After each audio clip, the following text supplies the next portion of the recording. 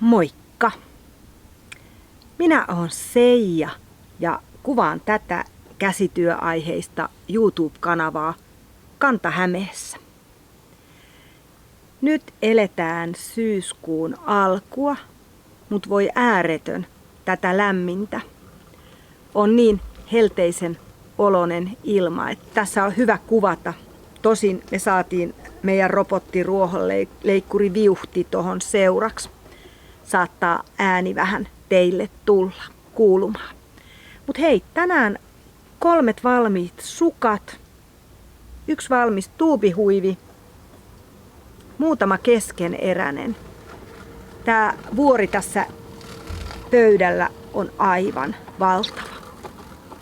Lähdetään käymään sitä läpi, mitä kaikkea tässä löytyy. Tervetuloa sulle hetkeksi Heimolaan.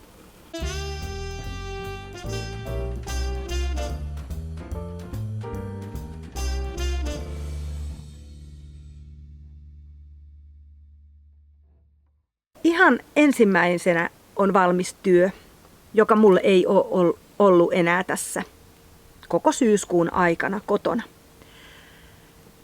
Neuloin rikotulla helmineuleella 7 veljestä langasta ja 7 veljestä raitalangasta sukat. Laitan tähän kuvaa niistä sukista. Ne meni 60-vuotis lahjaksi. Ihmiselle, jonka jalankoosta mulla ei ollut oikein tietoa, mutta jotenkin ajattelin, että teen suuret miehen sukat, niin perheessä on kuitenkin sit poikia esimerkiksi, jotka voi käyttää, jos ne isän jalkaan onkin liian isot. Mulla oli niissä lankana tosiaan 7 veljestä. Se 7 veljestä ruskea väri oli nimeltään turve ja sen värin numero on 691. Sitä meni 100 grammaa niin, että siitä jäi semmonen 15 sentin pätkä. Sitten kirjava lanka, mikä mulla oli, niin oli 7 veljestä raitaa. Ja sitä meni 57 grammaa ja se väri oli 976 joulukaari. Ja tosiaan puoliso vei nämä sukat lahjan saajalle. Niiden koko taisi olla 56 suurin piirtein, kun sitä mittailin. Ja musta oli aivan liikuttavaa, kun hän tuli kotiin ja kertoi, että lahjan saaja oli odottanut villasukkia, koska hän oli saanut minulta 10 vuotta aikaisemminkin villasukat. Mä yritin katsoa, minkälaiset sukat mä oon hänelle silloin neulonut. Jostain syystä rävelryssä mulla ei ollut niitä merkittynä. Mutta oli ihana kuulla, että hän odotti villasukkia. Sitten mennään sukissa eteenpäin. Mulla on valmistuneena sukat, joita mä oon näyttänyt teille aikaisemminkin. Näissä oli lankana jalovillan pässi värissä mehukas tai mehuisa. Ja jalovillan pässihän on siis suomalaista villaa 85% ja 15% nailonia. 230 metriä 100 grammassa. Ja mä tein näistä 3 millin puikoilla piirakkasukat. Nämä on ollut semmonen mun koko kesän puikoilla ollut neule. Ja piirakkasukathan on Novitan vanha ohje, tai en tiedä onko Novitan vanha ohje, mutta Novita on sen kirjoittanut ohjeeksi Novitan sukkalehteen ja se löytyy myös Novitan verkkosivuilla. Ja näistähän on menossa Palasia arjestamme Riikalla tällä hetkellä yhteisneulonta. Piirakkasukkien ja piirakkalapasten yhteisneulonta. Nämä on nyt pientä kokoa, 36 jalkaan sopivat ja tein tänne kierrettyä joustinta taakse. Nyt en muista, oliko siinä ohjeessakin kierretty joustin, mutta jotenkin mun mielestä se sopi tähän paremmin. Jalovillan pässihän on tosi ihana sukkalanka. tätä on ilo käyttää. Ja tosiaan se Palasia arjestamme Riikan yhteisneulonta muistaakseni jatkuu syyskuun loppuun asti. Eli vielä ehtii ottaa piirakkasukat tai lapaset puikoille. Ohje on kirjoitettu 7 veljestä langalle. Tämä oli ohuempi kuin 7 veikka, mutta tätähän on helppo jatkaa lisäämällä vaikka tänne taakse silmukoita taikka sitten leventämällä tätä mallineuletta. Se on oikeastaan aika helppo tehdä niinkin. Mutta tosiaan nämä menee lahjalaatikkoon odottamaan. Sitten mulla on valmiina sukat, jotka mä tein eilen illalla valmiiksi. Nyt ei mennä järjestyksessä, valmistumisjärjestyksessä. Ajattelin, että otetaan sukat tähän kaikki esiin. Näissä sukissa on kans lankana 7 veljestä. Ja olen tehnyt elämäni ensimmäiset banaanisukat. Banaanisukan ohje löytyy meillä kotona verkkosivuilta. Tämähän oli malli, mitä on neulottu viime syksynä ihan hirveästi ja viime keväänä. Tämä on tämmönen pötkyläsukka. Tänne tulee 2 oikein 2 nurin joustinta taakse ja eteen tämmösiä nurjia ja sileellä neuleella olevia raitoja. Ja tähän ei tarvita päätä. Mulla oli 2 kerää tämmöstä Novitan keltaista 7 veljestä ja neuloin siitä nyt sitten lahjaksi menevät sukat. Ja näissä on se juttu, että tässä on banaani. Ja mulla oli 2 kerää tätä. Nämä sukat painaa 101 grammaa, mutta siitä toisesta kerästä meni toiseen sukkaan koko kärki. Ja sitten kun mä punnitsin sen kerän, niin siinä oli jäljellä 90 grammaa lankaa. Näähän on sukat, jotka ei näytä tässä miltään, mutta jalkaan nämä istu hyvin. Mä tein 325 puikolla. Tää on aika tiukka, mutta ajattelen, että se kestää myös vähän paremmin sitten, kun se on tiukka. 2 oikein 2 nurin täällä on joustinneule myös pohjassa. Toivottavasti kuulen sitten lahjan saajalta, mitenkä nämä on toiminut. En tiedä mikä nyt on. Tää on varmaan jo 5. lentokone, joka kuvaamisen aikana lentää tästä yli. Mutta ei anneta häiritä sen enempää. Tosiaan tässä on se kerä, mikä jäi jäljelle tuosta 7 veljeksestä. Ja tämän värin numero oli 268. Oravakin tuli meitä katsomaan. Sitten mulla on vielä yksi valmis asia tässä. Mulla on vähän semmonen huivien neulomisen buumi menossa. Ja tässä on Sumu tuubihuivi. Tämän huivin ohjehan on ilmainen ohje Rävelryssä. Ohjeen on tehnyt Heidi Moilanen, eli YouTube-kanava löytyy Hopeavillan nimellä ja Heidi löytyy Heidi Maria Moi nimellä tuolta Instagramista. Tässä on lankana Lines du Nordin Paint Gradient Sock. Eli tässä on ajatus, että tästä yhdestä lankakerästä tulee 2 samanlaista sukkaa. Ja se näkyy nyt tässä rajusti. Täältä mä oon aloittanut tämän ja tossa kohtaa tavallaan on se ensimmäisen sukan lopetusosa. Ja sitten lähtee taas näin tummana. Jos mä olisin etukäteen ajatellut, niin mä olisin tässä kohtaa kääntänyt sen kerän toisinpäin. Ja tällä vaaleella lähtenyt tekemään. Mutta mä luulen, että tää on ihan kiva näin. Tää ei ole siis mulle itselleni. Tää menee lahjaksi, koska tähän kun mä laitan tän, niin ei se raita siinä häiritse. Tuupihuiviahan voi hyvin käyttää näin, tai sitten ihan tuossa kaulalla. Tähän saa tummemman sinisen tai sitten tämän pikkusen vaaleamman sävyisen näkyviin. Tähän mulla meni 70 grammaa lankaa. Ja tämähän on tosiaan fingering vahvunen lanka. Ja resori on neulottu 3 puolikkailla ja muuten tää on tehty 4.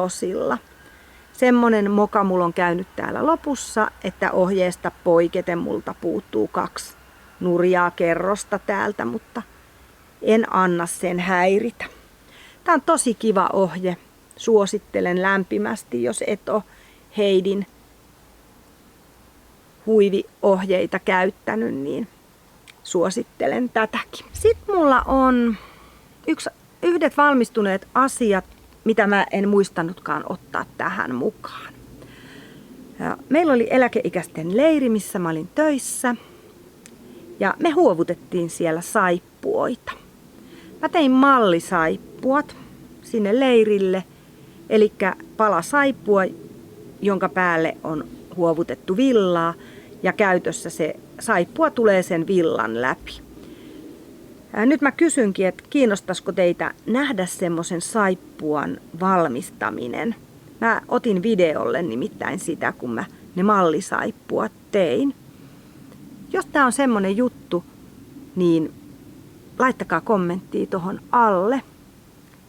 Mun leiriläiset innostu ihan hurjasti siitä ja kertovat, että he aikoo tehdä joululahjoiksi ihmisille saippuoita. Syys ja loka ja marras ja joulukuu vielä on aikaa tehdä joululahjoja. Jos haluatte nähdä, kuinka mä huovutan saippuan, niin kirjatkaa tohon alle. Tässä oli mun valmiit asiat tällä kertaa. Ihan pientä viimeistelyä vailla valmiita on tossa kans mulla pöydällä. Ja sitten on vähän enemmän kesken olevia asioita. Mutta tässä vaiheessa mä haluan kiittää teitä ihan tuhannesti kaikista kommenteista, joita tuli siihen mun Sammalijärvellä kuvattuun videoon. Teistä oli ollut kiva kulkea täällä meidän metsäautoteitä ja teitä pitkin. Ja mä luultavasti jonkun toisen kerrankin otan teitä matkaan vähän tätä pihapiiriä kauemmas. Ihana kun kommentoitte, ihana kun jätitte viestiä. Mut nyt mennään sitten tämmöisiin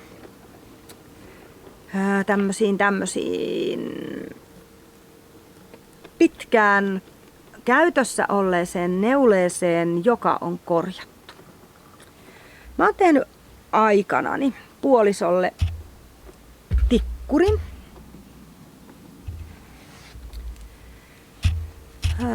Tikkurihan on siis Hailuodon oma neule.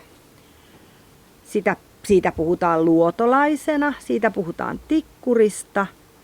Ja se on tämmönen perinneneule, joka löytyy suomalaisista perinneneulekirjoista. Ja mä oon tehnyt tämän aikanani tosiaan puolisolle ja mä oon tehnyt tämän ihan ohjeen mukaan. Mulla oli tähän Novitan ohje ja sitten semmoisesta vanhasta kirjasta löytynyt ohje. Ja tää on tehty Pirtinkehräämön langasta. Ja mä laitan tähän kuvan puolisosta silloin, kun mä oon tän hänelle tehnyt. Ja jo silloin vähän tuli semmonen olo sit, kun tää oli valmis, että jäiks tää vähän lyhyeksi. Muistan, että muun muassa Kristiina kommentoi, että olisin kyllä itse tehnyt vähän pidemmän. Tää on ollut siis blogiaikaa, kun mä oon blogannut tämän valmistuneen neuleen. Ja nyt tää on sitten vähän jäänyt käyttämättä, kun tää oikeasti on ollut pikkuisen lyhyt. Mä tein semmosen jutun, että mä katkasin tän neuleen resorin yläpuolelta. Tässähän on tietynlainen pintaneule tässä neuleessa. Ja se resori alkoi tuosta kohtaa. Mä katkasin tän siitä kohtaa. Mulla oli sitä samaa lankaa nimittäin olemassa nöttönen. Noin 50 grammaa muistaakseni. Olikohan 47 tai jotain semmoista. Mä katkasin tän ja poimin silmukat. Sehän ei ollut ihan yksinkertainen juttu, koska tämähän on neulottu alhaalta ylöspäin. Ja siitä ei tullut ihan niin siisti kuin mä olisin toivonut. Sitten mä neuloin tätä pintaneuletta, mutta mä tein myös kavennuksia siihen, koska se oli myös hurjan leveä. Elikkä kun tässä on aina tietty määrä oikeita silmukoita ja sitten tietty määrä nurjia silmukoita, niin mä kavensin täältä oikeista silmukoista. Niin, että tämä paita oikeasti lähti selvästi kapenemaan. Ja sen jälkeen mä tein lopulla langalla resoria. 2 oikein nurin. Ja mä tein vielä niin sen 2 oikein, 2 nurin resorin, että mä aina kiertäen neuloin sen ensimmäisen oikein silmukan, että siitä tuli vähän semmonen, miten sen sanoisi, selkeämpi, rajaisempi. Nyt tää on tosiaan vielä kastelematta tää helma. Mä ajattelin, että mä teen semmoisen jutun, että mä ihan upotan tän veteen ja on täällä langanpääkin vielä päättelemättä.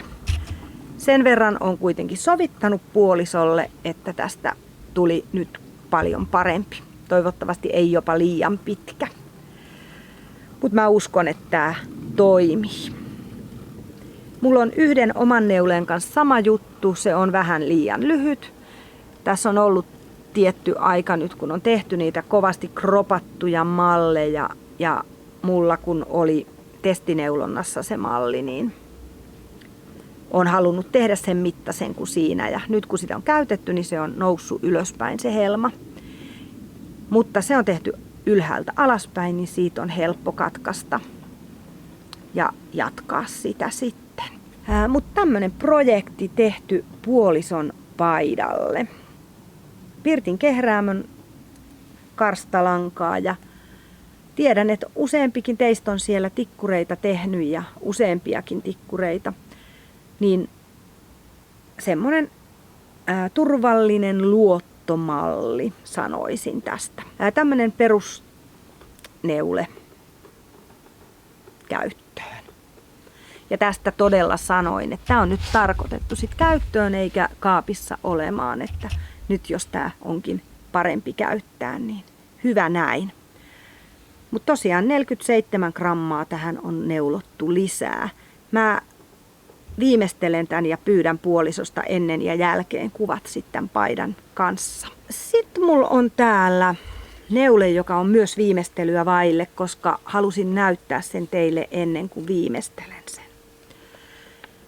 Novitalta tuli tämmönen uutuuslanka tälle syksylle kuin Atelier.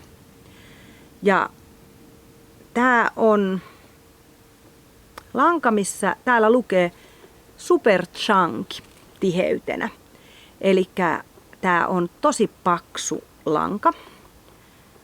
8 silmukkaa 10 sentillä ja 12 kerrosta 10 sentillä. Puikkosuositus 8-10.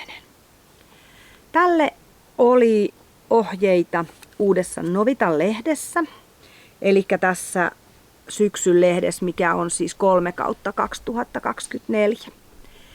Ja mulla oli Novitalle lahjakorttia ja mä halusin päästä kokeilemaan tätä lankaa. Mulla on nyt täällä tämmöiset kerät, koska mä neuloin ensin tämän kaiken langan, mitä mulla oli. Tää tuli viikko sitten valmiiksi. Ja mä totesin, että ei, jää niin kuin liian lyhyeksi mekkona mulle. Mutta jotenka purkasin sit siitä ton noin 60 grammaa, 70 grammaa pois ja näytän teille nyt miltä tää näyttää. Tämän puseron nimi on Luja neulepusero ja mä neuloin tän 9 puikoilla. Ja tää lankahan on siis mohairia ja villaa. Tässä on 60% mohairia ja 40% villaa. Ja käsipesu ja muotoillaan kosteana. Ja nyt mulla on tietenkin tummansininen mekko päällä. Ja tää on tummansininen, mutta näytän vähän. Mä laitoin tästä reilu viikko sitten sovituskuvat Instagramiin ja sain muutamat viestit, että apua mikä pääntie. Tässä on siis V-pääntie ja ennen kuin tein tähän tämän I-Cord putkilo reunuksen, niin tää oli oikeasti semmonen iso. Mutta mä tein tän MK:n ohjeella. Mietin, että olisi voinut periaatteessa tehdä pienemmälläkin. Hihat on ehkä himpun verran pitkätkin, mutta mä ajattelin, että se nyt ei haittaa. Nää voi taittaa näin tai sit antaa olla näin. Tämähän on siis semmonen käytännössä 2 illan neule, jos tätä lähtee tekemään. Tää on niin paksua, että silmukasta tulee hyvin pikkurilli läpi tai isompikin sormi, jos haluaa vähän venyttää. Mua tää lanka ei kutita lainkaan. Ja nyt mä pohdin sitä, että mitenkä toimin tämän puseron kanssa. Harjaanko mä tän juuriharjalla semmoiseksi pörröseksi vai annanko mä olla tämmöisenä. Mä laitan tän päälle, niin te näette mun päälläni tän.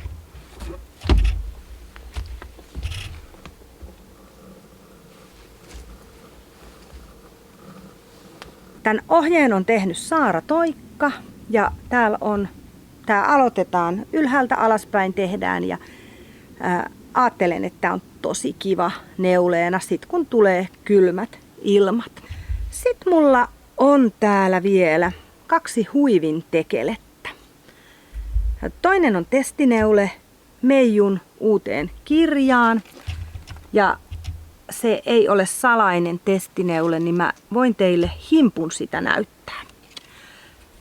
Mulla on tässä lankana Rowanin Twelted Tweed-lanka.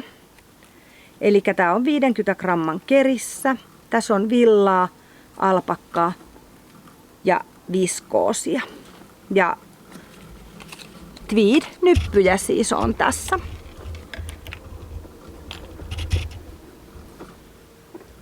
Tämmönen kaunis liilan sävy ja tämmönen kiva palmikko, joka on 2-puoleinen. En oo aikaisemmin neulonut joustin palmikkoa. Olen tehnyt briossipalmikkopipon villapesuohjelman ohjeella, mutta tää on nyt uusi tuttavuus ja tää on semmonen neule, mitä on ollut kiva tehdä silloin, kun on pystynyt seuraamaan. On semmonen palmikko-ohje, että en osaa ulkoa. Pitää koko aika lukea mallipiirrosta. Mutta tykkään, on kiva neuloa tuota. Sitten mulla on täällä yksi virkkaustyö. Elikkä Stella huivi. Ja mä huomaan, että mä en ole siitä kirjoittanutkaan mitään tänne ylös. Mulla on tässä nyt lankana aiemmasta poiketen Viron villa. Mähän on esitellyt teille yhden Stella-huivin, mitä mä aloitin virlettelangasta ja 100% puuvillasta. Oli muutama viileä päivä ja mulle tuli olo, että mä haluan ottaa villaa koukulle. Tässä on nyt Viron villaa, mitä mulla oli tuolla. Eli Adelongin värjäämää tämmönen pinkkivalkoinen ja tumman sinisestä vähän vaaleampaan siniseen. Tämähän on noin 400 metriä 100 grammassa. Me puhutaan Viron villasta, mutta siellä Adelongin tehtaalla joskus kysyin, onko tämä virolaista villaa, niin tämä ei ole virolaisista lampaista, mutta värjäys ja kehruu tapahtuu siellä Aadella. Ja täällä mun Stellani. En ole purkanut myöskään sitä aiempaa Stellaa, mutta saa nähdä mitä sen kanssa toimin. Täällä näkyy, tää on aika hyvän kokoinen jo. Oikeesti tää kävisi ihan hartiahuivista. Tää langat tulee tuohon. Mutta jatkan tätä vielä.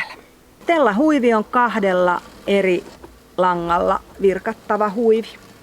Ja tässä mun mielestä aika kivasti menee noin värien liuut. Ja mä nyt mietin, että teenkö mä niin kauan, kun tätä sinistä lankaa riittää. Tätä sinistä oli 238 grammaa. Punaista keräämää en oo punninnut silloin ennen kuin mä aloitin. Mutta mun mielestä 2 tämmöistä hyvin toisiinsa sointuvaa väriä. Stella-huivin yhteysvirkkaushan jatkuu ensi kesään asti. Sen on laittanut käyntiin Virkkuumaniassa kanavan Heidi. Ja aika moni siihen on lähtenyt liikkeelle. Ja tässä on kyllä todella Heidi ollut se, joka on innostanut meitä ja auttanut meitä, ohjannut meitä, jotta me päästään kärryille, kuinka toi virkkaus toimii. Virkkaus on semmoista, että mitä mä en pysty tässä samalla tekemään, kun mä puhun teille. Ja niin kuin toi huivikin tossa nytten, toi testineule-huivi, niin sitäkään en olisi pystynyt tässä samalla tekemään. Neuletapaamiseen mä pystyn sen kyllä ottamaan. Sen kanssa ei ole ongelma.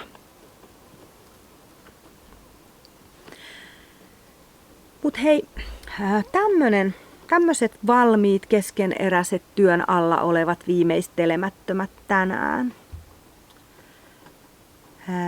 Syyskuu on alkanut ja mulla on 2 koulutusta, mitkä mulla menee nyt tässä syksyn aikana. Mä oon viikon päästä Linnasmäen opistolla Turussa, mutta mä oon siellä keskiviikon ja torstain.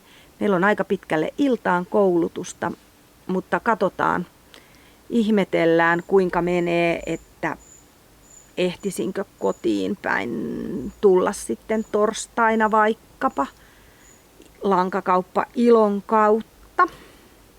En ole ihan varma. Saa nähdä, kuinka meillä onnistuu se reissun aikatauluttaminen. Mehiläinen. Katsotaan. Syksyn tapahtumiin en tiedä. Tampereen kädentaidot-messut on merkannut itselleni kalenteriin. Ja mulla on ajatus, että jos tänä vuonna tekisi niin, että olisi siellä koko ajan, ehkä jopa yöt Tampereella hotellissa. Nyt täytyisi kyllä ruveta varailemaan niitä hotelleja. Ja sitä ennenhän on sitten, ei kaikille avoimena, mutta on meillä se Rantalahden neuleleiri. Ja 20. päivän lokakuuta sitten on Janakkalan Pyhän Laurin kirkossa kello 10 neulekirkko, joka on kaikille avoin Jumalan palvelus tietenkin sitten. Mutta tämmöisin ajatuksin tässä tänään. Mitä sulle kuuluu sun syksyyn? Mitä sulla on suunnitteilla syksyn neuleina? Mulla on ajatus, että tälle syksylle en osta yhtään lankaa tällä hetkellä, vaan käytän noita, mitä kotona on. Mut hei, kiitos sulle tämän päivän neule-seurasta, tai mitä sitten siellä itse teitkin. Ihana, kun olit mukana. Ja mä näytän teille vielä jossain vaiheessa, miltä toi lujaneule näyttää ja miltä näyttää isännän tikkuri.